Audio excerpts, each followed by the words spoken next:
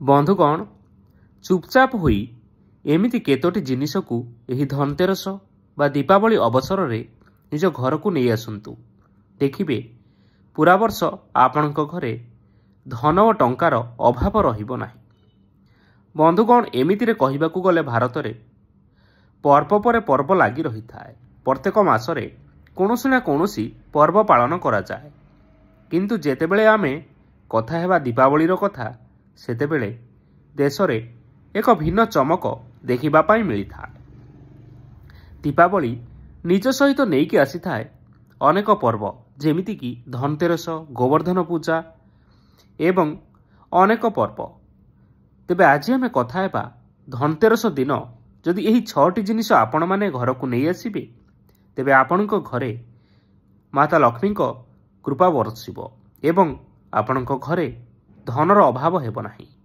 ତେବେ ସେହି ଜିନିଷ ବିଷୟରେ ଜାଣିବା ପୂର୍ବରୁ ଆପଣମାନଙ୍କୁ ଅନୁରୋଧ, ଏହି ଭିଡ଼ିଓକୁ ଗୋଟିଏ ଲାଇକ୍ କରିନିଅନ୍ତୁ ଏବଂ ଯଦି ଆପଣମାନେ ଏପର୍ଯ୍ୟନ୍ତ ଆମ ଚ୍ୟାନେଲକୁ ସବସ୍କ୍ରାଇବ୍ କରିନାହାନ୍ତି, ତାହେଲେ ବର୍ତ୍ତମାନ ହିଁ ସବସ୍କ୍ରାଇବ୍ କରିନିଅନ୍ତୁ। ତେବେ ଆସନ୍ତୁ ଜାଣିବା।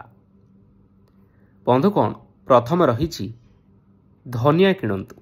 ଧନତେରସ ଦିନ ଅକ୍ଷତ ଧନିଆ ନିଶ୍ଚୟ ଘରକୁ କିଣିକି ନେଇ ଆସନ୍ତୁ। ଏହାକୁ ଦୀପାବଳି ଦିନ ମାତା ଲକ୍ଷ୍ମୀଙ୍କ ପାଖରେ ରଖି ପୂଜା କରନ୍ତୁ ଏବଂ ଆପଣଙ୍କ ଘର ଚାରିପାଖ ଏହିସବୁ ଧନିଆକୁ ବିଞ୍ଚି ଦିଅନ୍ତୁ। କୁହାଯାଏ ଏହାଦ୍ୱାରା ମାତା ଲକ୍ଷ୍ମୀ ଆପଣଙ୍କ ଘରେ ସବୁଦିନ ପାଇଁ ବାସ କରନ୍ତି। ଏହାପରେ ରହିଛି ଲକ୍ଷ୍ମୀ ଓ ଗଣେଶଙ୍କ ମୂର୍ତ୍ତି। ଧନତେରସ ଦିନ ମା ଲକ୍ଷ୍ମୀ ଓ ଗଣେଶଙ୍କର ଯୁଗଳ ମୂର୍ତ୍ତି ଆପଣ ଯଦି କିଣିକି ଘରକୁ ନେଇ ଆସିବେ, ତେବେ ମାତା ଲକ୍ଷ୍ମୀ ଓ ଗଣେଶଙ୍କର ଆଶୀର୍ବାଦରୁ ପୁରା ବର୍ଷ ଆପଣଙ୍କ ଗୃହରେ ଧନ ଏବଂ ଟଙ୍କା ପଇସାର ଅଭାବ ରହିବ ନାହିଁ। ଏଥିସହିତ ଆପଣଙ୍କ ଘରେ ଶାନ୍ତି, ସମୃଦ୍ଧି ଓ ଧନର ଆଗମନ ହୋଇଥାଏ। ଏହାପରେ ରହିଅଛି ଆଭୂଷଣ କିଣନ୍ତୁ। ଧନତେରସ ଦିନ ସୁନା କିମ୍ବା ରୂପାର ନିର୍ମିତ ଆଭୂଷଣ ଇତ୍ୟାଦି କିଣାକିଣି କରନ୍ତୁ। ଏହା ସାଧାରଣତଃ ଶୁଭ ମନାଯାଇଥାଏ ଏବଂ ଏମିତି କରିବା ଦ୍ୱାରା ଘରେ ସୁଖ ଶାନ୍ତି ବଜାୟ ରହେ ଓ ସାରା ଅସୁବିଧା ଧୀରେ ଧୀରେ ଦୂର ହୋଇଯାଏ। ଏହାପରେ ରହିଛି ଶଙ୍ଖ କିଣନ୍ତୁ। ଧନତେରସ ଦିନ ଆପଣ ଆପଣଙ୍କ ଘରକୁ ଗୋଟିଏ ଶଙ୍ଖ ନିଶ୍ଚୟ କିଣିକି ଆଣନ୍ତୁ ଏବଂ ଏହାକୁ ମାତା ଲକ୍ଷ୍ମୀଙ୍କ ପାଖରେ ରଖି ପୂଜା କରନ୍ତୁ। ଏମିତି କରିବା ଦ୍ୱାରା ମାତା ଲକ୍ଷ୍ମୀ ଅତ୍ୟନ୍ତ ଖୁସି ହୋଇଥାନ୍ତି ଏବଂ ଆପଣଙ୍କ ଘରର ସମସ୍ତ ନେଗେଟିଭ୍ ଏନର୍ଜି ଦୂର ହୋଇଯାଏ।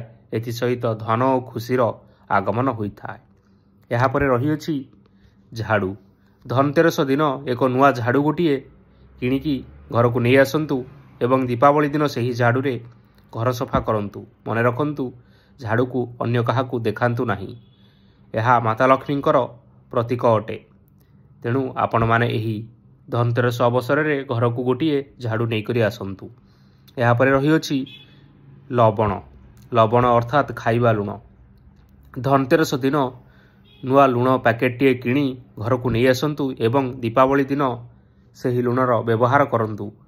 କୁହାଯାଏ ଏହାଦ୍ୱାରା ଧନର ସମସ୍ୟା ଯେତେ ବି ରହିଥାଏ, ସବୁ ସମସ୍ୟା ଧୀରେ ଧୀରେ ଦୂର ହୋଇଥାଏ ଏବଂ ଗୃହକୁ ସୁଖ ଓ ସମୃଦ୍ଧି ଆସିଥାଏ।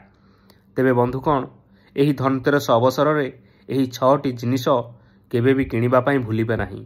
ମାତା ଲକ୍ଷ୍ମୀଙ୍କ ଆଶୀର୍ବାଦ ଆପଣଙ୍କ ଘରେ ସବୁବେଳେ ରହିବ ଏବଂ ଆପଣଙ୍କର ଜୀବନ ଆଲୋକିତ ହେବ ଯେମିତି ଦୀପାବଳିର ଆଲୋକ ପରି। ଯଦି ଆପଣମାନଙ୍କୁ ଏହି ଭିଡ଼ିଓଟି ପସନ୍ଦ ଆସିଥାଏ, ତାହେଲେ ଏହି ଭିଡ଼ିଓକୁ ଲାଇକ୍ କରନ୍ତୁ, ଚ୍ୟାନେଲକୁ ସବସ୍କ୍ରାଇବ୍ କରି ଆପଣଙ୍କର ବନ୍ଧୁ ଓ ପରିବାରବର୍ଗଙ୍କ ସହିତ ସେୟାର କରିନିଅନ୍ତୁ।